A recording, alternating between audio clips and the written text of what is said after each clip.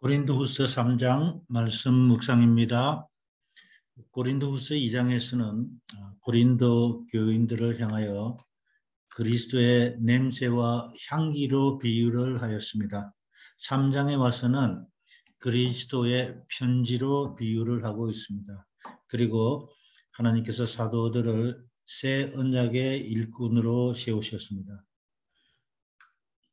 거짓 선지자들이 고린도로 내려와서 자기들의 잘못된 가르침을 감추기 위해 바울의 사도됨을 문제 삼았습니다. 여기에 어떤 고린도 교인들도 바울의 사도됨을 비판하는 데 동조를 했습니다. 그래서 바울은 3장을 이렇게 시작을 합니다. 우리가 다시 자천하기를 시작하겠느냐? 우리가 어찌 어떤 사람처럼 추천서를 너희에게 붙이거나 혹은 너희에게 받거나 할 필요가 있느냐? 문맥상으로 보면 사도 바울은 분명 어떠한 편지도 소유하고 있지 않음을 알 수가 있습니다. 그래서 일부 고린도 교인들은 바울의 사도직에 대한 권위에 도전을 했습니다. 왜냐하면 가끔 어떤 사람들은 위조된 추천서를 소유하고 또 잘못된 가르침들을 전파했기 때문입니다. 2절입니다. 너희는 우리의 편지라 우리 마음에 썼고 무사람이 알고 읽는 바라.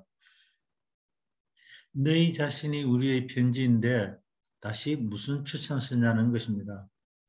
그에게는 문자로 기록된 소개 편지가 필요하지 않았는데 그 이유는 자신의 회심자들이 자신의 사도직에 충분한 증거가 되기 때문이었습니다.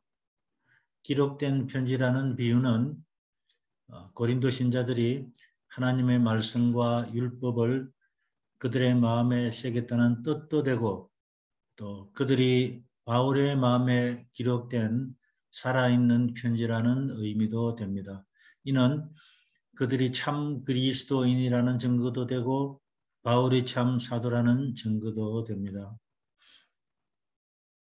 너희는 우리로 말미암아 나타난 그리스도의 편지니 이는 먹으로 쓴 것이 아니요 오직 살아계신 하나님의 영으로 쓴 것이며 또 돌판에 쓴 것이 아니요 오직 육의 마음판에 쓴 것이라.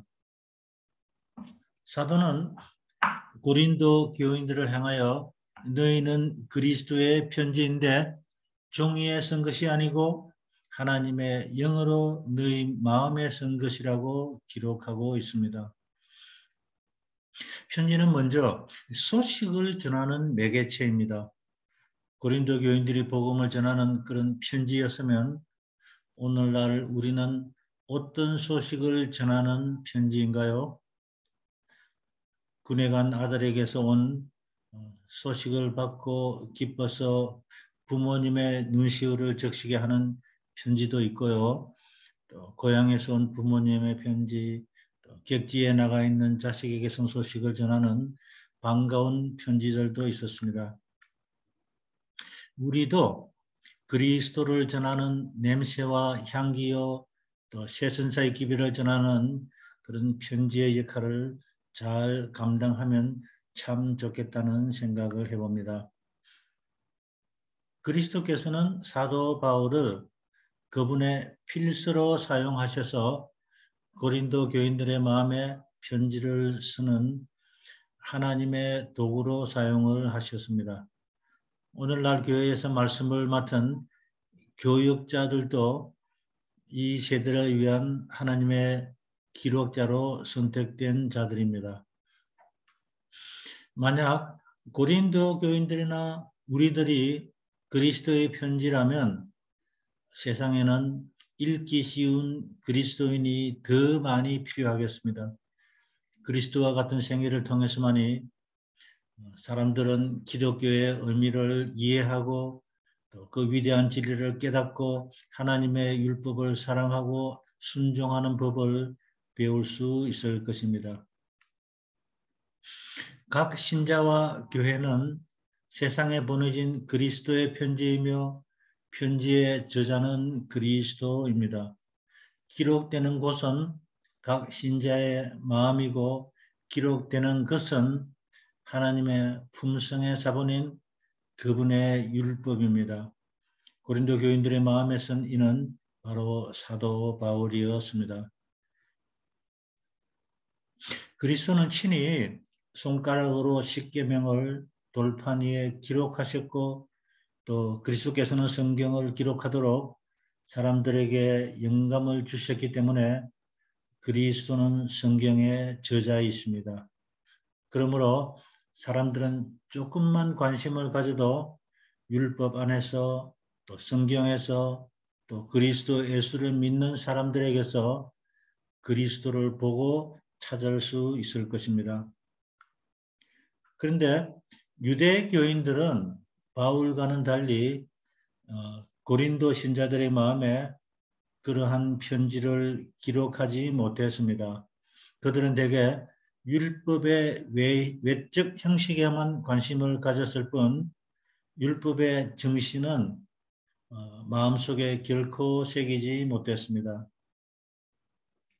율법을 실천하는 자들의 믿음 부족으로 유대인의 율법주의가 이루지 못한 것을 복음은 성취를 했습니다. 결국 유대인의 문자적 집착으로 진리의 원칙이 사람의 마음에 전달되지는 못했습니다. 또한 사도 바울은 하나님이 시내산에서 십계명을 기록하신 두 돌비와 육의 신비를 대조시키고 있습니다. 하나님의 율법이 돌비에 새겨진 것에는 잘못이 없었지만 그것이 오직 거기에만 기록되어 있었고 사람의 마음에 옮겨지지 않는다면 그것은 활동 없는 한갓 문자에 불과한 것입니다. 진리는 생애의 문제에서 적용될 때에만 살아 숨쉬며 활동적인 힘을 갖게 될 것입니다. 모세는 하나님과 함께 있었다는 사실을 증거하는 두 돌판을 가지고 시내산에서 내려와 하나님에게 임명받은 대변인으로 등장을 했습니다.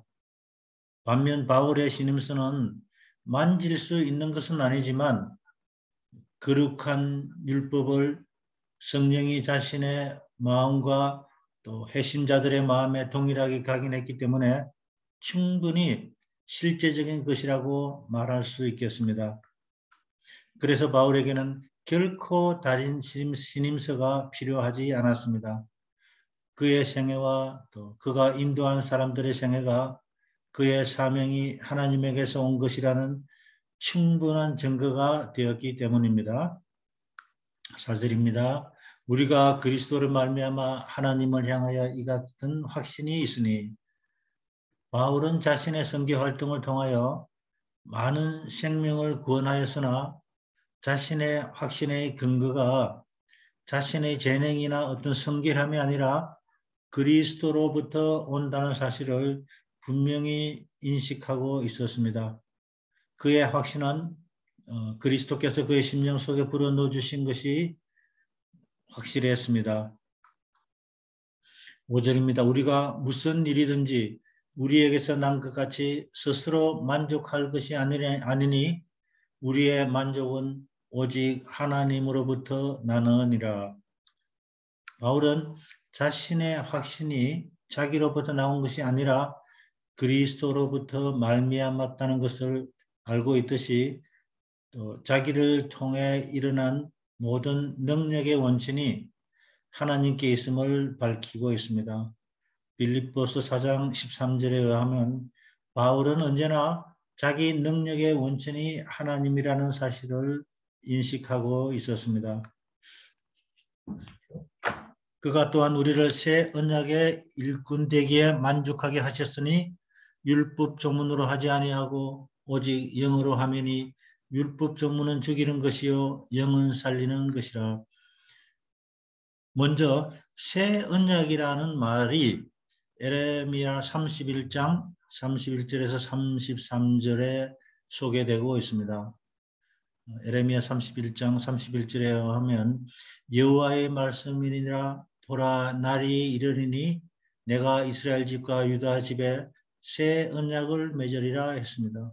근데 그 새 언약을 33절에 내가 나의 법을 그들의 속에 두며 그들의 마음에 기록하여 나는 그들의 하나님이 되고 그들은 나의 백성이 될 것이라 했습니다. 같은 말이 신약에서 히브리 8장 8절과 10절에 되풀이되고 있습니다. 히브리 8장 8절 그들의 잘못을 지적하여 말씀하시되 주께서 이르시되 볼지어다 날이 이르리니 내가 이스라엘 집과 유다 집과 더불어 새 언약을 맺으리니 했습니다. 맺은 그 새 언약을 10절에서 내 법을 그들의 생각에 두고 그들의 마음에 이것을 기록하리라. 나는 그들에게 하나님이 되고 그들은 내 백성이 되리라 했습니다. 하나님의 첫 언약은 돌비에 새긴 하나님의 계명이었으나 새 언약은 하나님의 법을 마음에 새기는 것이었습니다.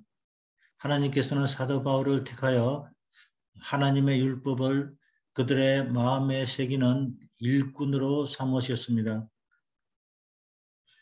의문으로 하지 아니하고 오직 영으로 함이라는 말은 첫 언약과 새 언약을 대비하는 말입니다. 첫 언약은 율법을 지칭하고 새 언약은 생명, 즉 복음을 가리킵니다. 첫 언약은 이스라엘 백성에게 주어진 언약이고 또 새 언약은 예수 그리스도를 통한 모든 사람들에게 내려진 복음입니다. 또 첫 언약은 희생 제물로 제사를 드렸지만 새 언약은 예수 그리스도의 십자가 죽음으로 말미암아 성립되었습니다. 행함과 믿음 그리고 죽음과 생명으로 대조되기도 합니다. 또한 사도 바울은 유대인의 제사 제도를 의문의 직분으로 지칭하면서 이와는 대조적으로 그리스도인 교역자들의 직분을 영의 직분이라고 지칭하고 있습니다. 주석은 의문의 율법을 다음과 같이 해설하고 있습니다.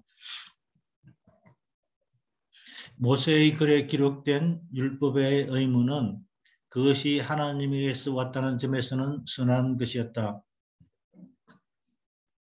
하나님은 율법의 성문 기록인 의문이 유대인의 마음에 율법의 영을 세워주는 좀 더 높은 목표에 이르는 유일한 도구가 되도록 계획하셨다. 하지만 민족 전체로서의 이스라엘 율법의 의문을 율법의 영으로 즉 메시아가 제공할 구속을 믿음으로 개인적으로 죄에서 구원받는 살아있는 종교 경험으로 전환시키는 데는 실패했다. 율법을 문자적으로 순종하는 것만으로는 죽이는 것이다. 율법의 영만이 유대인이나 그리스도인을 살릴 수 있다. 기독교 신앙의 수행은 경건의 능력 없이 경건의 모양으로 변질되기 쉽기에 기독교 신앙의 의무는 구원을 위해 그것에 의지하는 사람들을 죽인다라고 서술하고 있습니다. 모든 교회와 모든 신조에는 영뿐만 아니라 의문도 있습니다. 예수 그리스도의 복음에는 의문과 영이 있습니다. 성령의 소생시키는 능력 없이는 어느 교회에서든 복음은 반드시 죽은 문자가 되고 맙니다. 그리스도인이라고 공언하는 많은 사람들이 의문에 만족하면서 아예 영적 생명 없이 살아갑니다. 하나님이 요구하시는 것은 단순히 옳은 행동이 아니라 하나님과 올바른 관계를 갖고 도덕적, 영적으로 올바른 상태의 옳은 행동을 두고 말하고 있습니다. 그리스도인의 생애와 또 예배를 살아계신 하나님에게 의지하는 문제로 삼기보다는 규칙 제도에 대한 순응으로 축소하는 것은 의문의 봉사와 직분에 의존하는 것이 되겠습니다. 유대인이건 그리스도이건 종교상의 형식과 의식은 단순히 목적을 위한 수단에 불과합니다. 수단을 목적으로 여긴다면 그것은 즉각 참된 종교 경험을 막는 장애물이 되어버릴 것입니다. 마태복음 19장 16절에서 30절의 주석의 말씀도 그렇게 말씀하고 있습니다. 그것은 하나님의 율법인 십계명에서도 마찬가지이다. 구원을 얻으려는 노력의 일환으로 형식적으로 그 교훈에 복종하는 것은 쓸데없는 일이라고 했습니다. 하나님과 동료 인간에 대한 사랑의 자연스러운 결과로 순종하게 될 때에만 그 순종은 하나님의 눈에 가치가 있게 되는 것이다 했습니다. 일부 현대 성경 해설가들의 주장과는 달리 율법의 영은 율법의 의문을 폐지하지 않습니다. 예를 들어 예수님은 제자들에게 6째 계명에 기초하여 형제에게 노하지 말라고 경고하였습니다. 의문은 죽이는 것이요 의문은 선한 것이지만 죄인을 죽음의 선고에서 구원해낼 능력을 갖고 있지 않습니다. 사실 의문은 죄인에게 사형을 선고합니다. 율법은 본래 하나님이 주실 때 생명을 증진하기 위해 그렇게 고안됐으므로 거룩하고 의로우며 또 선하다고 할 수 있습니다. 율법은 죄를 깨닫게 하기도 하고 또 율법은 죄인을 죽음에 처하게 하는데 이는 죄 범죄하는 그 영혼이 죽을 것이기 때문이라고 했습니다. 또 로마서 6장 23절에서는 죄의 삭은 사망이라 했습니다. 하지만 복음은 죄인을 용서하고 또 생명을 주기 위해 고안됐습니다. 율법은 계명을 범한 자에게 사형을 선고하지만 복음은 그를 구속하여 다시 살리시는 능력이 있습니다. 영의 직분은 초자연적인 능력을 나눠주는 것입니다. 살리는 것이라는 것은 율법이 부과한 사형 선고를 그리스도 안에서 생명의 선물로 인해 파기가 됩니다. 하나님의 의의 표준이 회심한 사람의 양심에 이르면 순종과 생명의 기회가 되지만 하나님의 율법이 중생하지 않는 사람의 양심에 이르면 그에게는 사형 선고가 됩니다. 7절입니다. 돌에 서서 새긴 죽게 하는 율법 전문의 직분도 영광이 있어 이스라엘 자손들은 모세의 얼굴에 없어질 영광 때문에도 그 얼굴을 지목하지 못하였거든.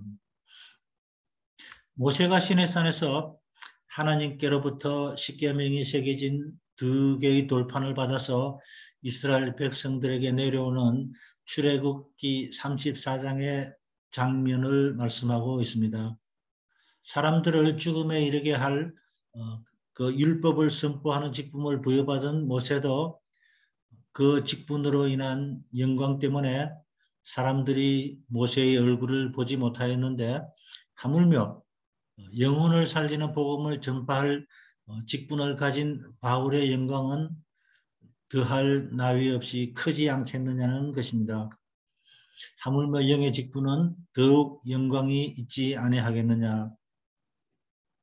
의문의 직분에 주어지는 그 영광은 일시적이지만 하나님의 성령으로 말미암는 직분의 영광은 그리스도 안에서 영원하며 또 거기에 비치는 광채는 예수 그리스도의 얼굴에 있는 하나님의 영광을 아는 빛으로 하나님의 사랑과 자비와 은혜의 빛이며 사람들의 마음속에 생명을 갖다주는 빛인 것입니다. 9절입니다. 정죄의 직분도 영광이 있은즉 의의 직분은 영광이 더욱 넘치리라. 2절에서는 의문의 직분이 정죄의 직분으로 또 영의 직분이 의의 직분으로 소개되고 있습니다. 율법은 인간의 행위를 정죄하지만 그러나 복음은 인간의 죄를 사해주고 인간으로 하여금 어렵게 살 수 있게 합니다.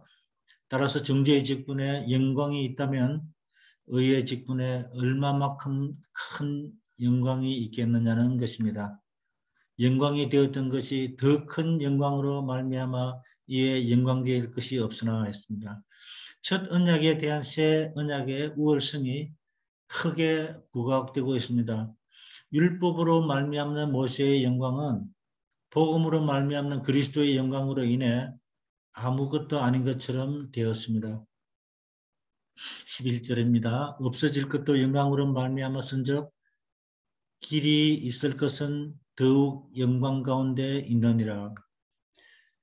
바울은 모세의 얼굴에서 영광이 사라진 것을 모세의 제도의 소멸, 즉 죽게 하는 의문의 직분의 소멸의 예정이라고 그렇게 이해하고 있었습니다.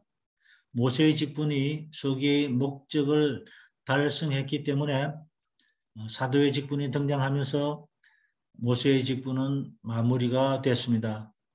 바울은 생명을 나눠주지 못하는 의문의 직분에서 생명을 나눠줄 수 있는 영의 직분으로 사람들의 관심을 돌리고자 노력했습니다.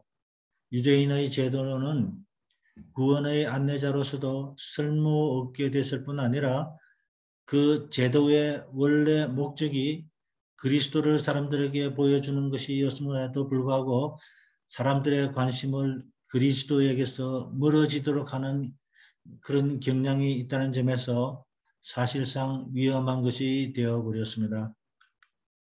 우리가 이 같은 소망이 있으므로 담대히 말하노라. 사도는 새 언약의 소망을 담대히 말합니다. 그것은 불변하고 영원한 그리스도이기 때문입니다. 13절입니다. 우리는 모세가 이스라엘 자손들에게 장차 없어질 것에 결국을 주목하지 못하게 하려고 수고를 그 얼굴에 쓴 것 같이 아니하노라. 바울은 영적으로 눈먼 이스라엘의 상태를 예정하기 위해 수군으로 가린 사건을 사용하고 있습니다.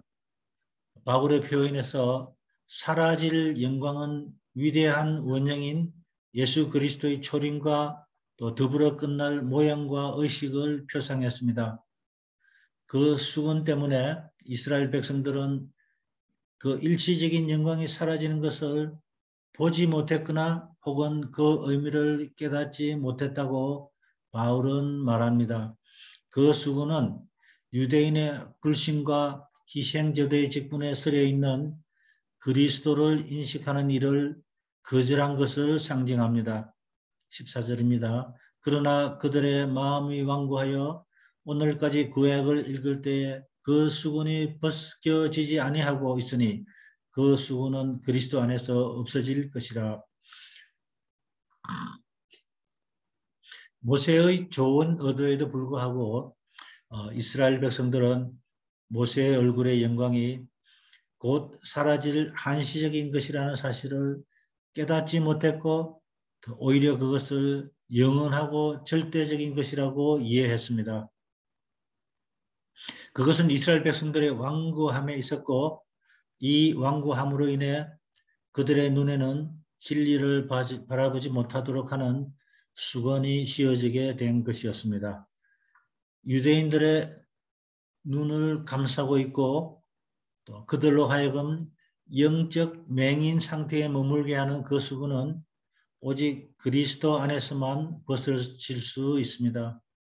그리스도께서 율법을 완전하게 하실 하나님의 은혜와 또 참된 영적 자유를 인간에게 가져오셨기 때문입니다. 15절 오늘까지 모세의 글을 읽을 때에 수군이 그 마음을 덮었다는 것은 유대인들이 계시의 본질을 바로 보지 못하고 있음을 말하고 있습니다. 마음은 지적 활동의 중심이고 인간의 인격과 예정이 자리 잡는 곳입니다. 유대인들은 이곳에 수군이 덮여져 있으므로 여전히 옛것만 보고 새 것은 보지 못하고 있었습니다. 16절 그러나 언제든지 주께로 돌아가면 그 수군이 벗겨지리라는 것은 언제든지 구약에서 의례나 의식 제도에서 벗어나 예수 그리스도에게로 회심을 하면 가리워져 있던 그들의 시야가 벗어지고 영원한 언약을 깨닫게 되리라는 말씀입니다. 주는 영이시니 주의 영이 계신 곳에는 자유가 있느니라. 바울은 의문과 영, 첫 언약과 새 언약, 율법과 복음을 대조하면서 새 언약의 우월성을 강조하고 있습니다. 첫 언약과 새 언약의 관계에서 볼 때 본질은 그리스도께서 빛과 생명의 원천이시므로 그분께 돌아오면 사망에서 생명으로 옮겨온 바 된다는 그런 의미를 함축하고 있습니다. 마음의 수군이 벗겨지고 율법의 지배에서 벗어난 곳에는 복음 즉 새 언약으로 말미암는 자유가 있다는 것입니다. 갈라디아 4장 24절에서 31절에 의하면 바울은 새 언약의 지배 아래에 있는 사람을 자유자의 자녀로 비유하고 있습니다. 사람들의 마음속에 새 언약이 영으로 새겨진 그리스도인들은 정죄와 구속의 율법으로부터 벗어나 자유를 얻는데 이 자유는 확신과 담대함을 주는 자유라고 했습니다. 바울은 사도로서 이 자유의 영을 받았으므로 인간적인 추천서에 의존하고자 하는 마음으로부터 자유와 또 자기를 사랑하고자 하는 명예로부터의 자유를 소유하고 있는 것입니다. 18절 마지막 절입니다. 우리가 다 수군을 벗은 얼굴로 거울을 보는 것 같이 주의 영광을 보매 그와 같은 형상으로 변화하여 영광에서 영광에 이르니 곧 주의 영으로 말미암이니라. 그리스도인은 그 영광의 충만함을 바라볼 수 있는 특권을 받았습니다. 신의 산에서는 모세만 수군을 서지 않는 얼굴로 하나님에게 계시를 받았지만 이제는 모든 사람이 실제로 모세처럼 하나님 앞에 가까이 나아가 그분과 친밀한 친교를 나눌 수 있게 되었습니다. 그리스도의 형상을 보므로 그와 같이 변화하여 또 다른 사람들에게 주의 영광을 언제나 반영하는 그런 삶이 되어야 하겠습니다. 그리스도의 형상을 묵상하는 일은 하나님의 임재가 모세의 얼굴에서 나타났던 것처럼 도덕적, 영적 본성 위에서 작용을 합니다. 그리스도를 구속주로 끊임없이 바라보는 가장 겸손한 그리스도인은 자신의 생애에서 그리스도의 영광을 반영하게 될 것입니다. 그렇게 충실하게 계속한다면 자신의 개인적인 그리스도인 경험에서 영광에서 영광으로 나아가게 될 것입니다. 그리스도에게서 기인하는 그런 영적 변화는 마음에 접근하여 본성을 새롭게 하고 거룩하게 하고 영광스럽게 하여 그리스도의 완전한 생애와 닮도록 하는 성령의 역사를 통해서 일어나게 됩니다. 그리고 마침내 예수께서 재림하실 때는 성도들의 몸이 부활하신 그리스도의 몸과 같은 완전한 영광의 형체를 얻게 될 것입니다. 우리 모두가 이와 같이 되기를 간절히 소망합니다. 1, 2, 3 묵상입니다. 인간 홀로 상태. 일부 거짓 사도들이 고린도 교회에 들어와서 잘못된 말씀을 가르치고 또 고린자 신자들을 동조하게 만들어서 사도의 직분에 도전을 하게 했습니다. 또 그들은 의문의 율법을 고린도 교회로 가지고 들어와 교회에 혼란을 가져오게 했습니다. 이번 오직했습니다. 우리가 무슨 일이든지 우리에게 난 것 같이 스스로 만족할 것이 아니니 우리의 만족은 오직 하나님으로부터 났습니다. 그가 또한 우리를 새 언약의 일꾼 되기에 만족하게 하셨으니 율법 조문으로 하지 아니하고 오직 영으로 함이니 율법 조문은 죽이는 것이요 영은 살리는 것입니다. 주는 영이시니 주의 영이 계신 곳에는 자유가 있습니다. 3번 하나님의 축복에 참여한 자입니다. 너희는 우리의 편지라 우리 마음에 섞고 무사람이 알고 읽는 바라.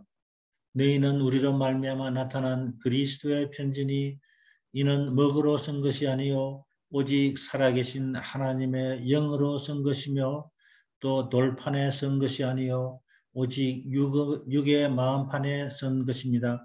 우리가 다 수건을 벗은 얼굴로 거울을 보는 것 같이 주의 영광을 보매 그와 같은 형상으로 변화하여 영광에서 영광으로 이르니 곧 주의 영으로 말미암음입니다.